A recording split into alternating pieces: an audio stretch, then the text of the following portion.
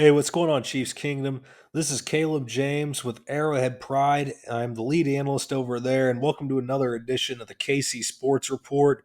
Tonight, I'll be continuing my film analysis series where I'm going to break down the Chiefs and Bills. And man, this was such a frustrating game. The Bills had the Chiefs' number throughout the game. They seem to have dominated them in nearly every aspect. The Chiefs did a good job. They did some really good stuff late to get the game close, but all in all, the Bills ended up getting the win 28-21. But I have a big show for you guys tonight. We're going to break down some of these troubles and issues and kind of look into, why the Bills were able to pull away and win this game.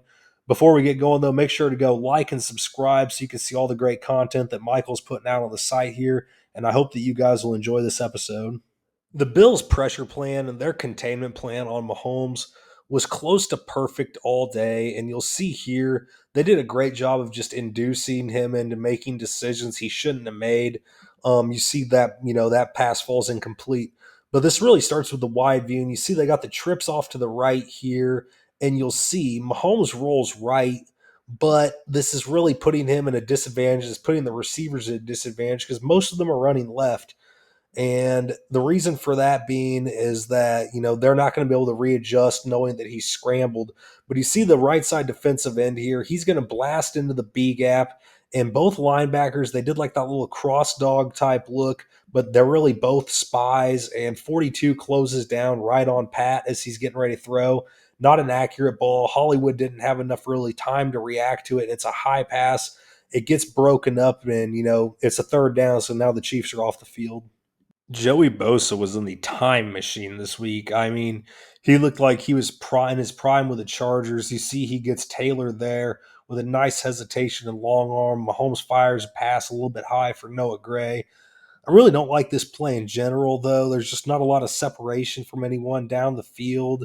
And really, even if, Mahomes does have a clean pocket, this pass to Gray is going to be high. It's going to take a remarkable effort, but you just go back and slow down this look. I mean, Bosa just does whatever he wants to Taylor there. The hezzy, the long arm, bad pass, bad look all the way around on this one. This play is super frustrating for a lot of reasons. You'll see that Joey Bosa is going to come through and he just uses his length advantage and a little bit of speed on Jalen Moore here on the left side to create this pressure. But Mahomes' pocket presence really wasn't that great. And it's a little bit frustrating when we go out to the wide view on the play. You can see he's kind of locking in here. You see Rice gets covered up quickly. Tyquan Thornton's run into a spot between the linebackers and safeties, but no one's, it's still gonna be a tight window throw. But you see coming back across the middle, it looks like Kelsey's open and it looks like Juju's gonna be open. But when we come in here and slow it down, you see Mahomes just never really got comfortable. And, it's not for no reason. He got hit a lot. He got hit 13 times, sacked 3 times on Sunday. But you'll see as he's starting to check around. He thinks something might be coming. He's already a little uneasy. The Bills just end up bringing 4. They don't bring anything crazy that the Chiefs have never seen before. Bosa, hesitation, then lands 2 big, strong hands, but Pat's feet are out of whack here.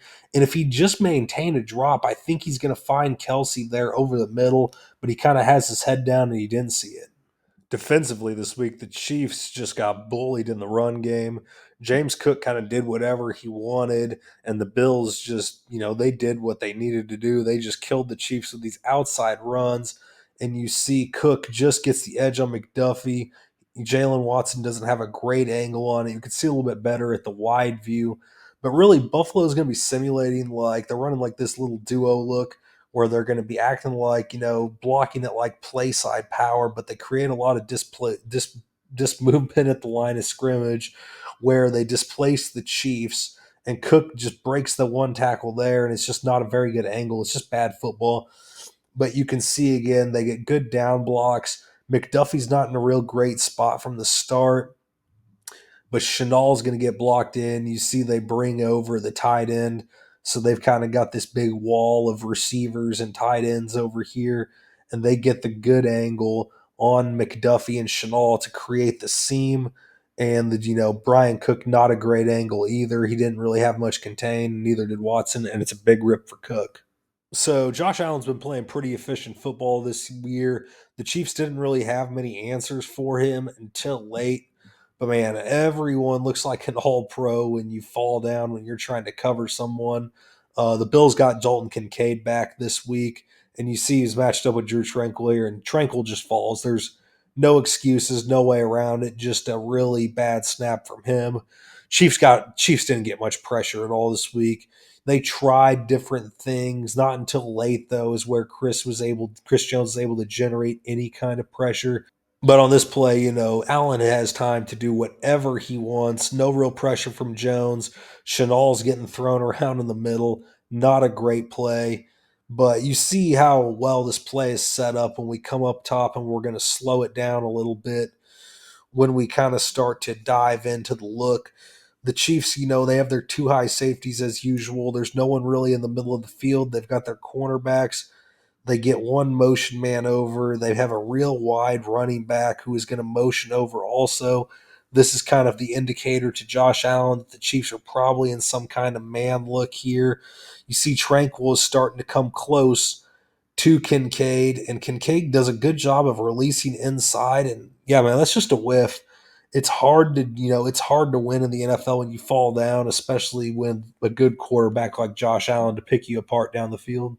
We will end on a positive note because in the end, the Chiefs defense did give the offense a chance, and I'm hoping that Chris Jones can use this play to catapult his season. He hasn't really been performing all that great.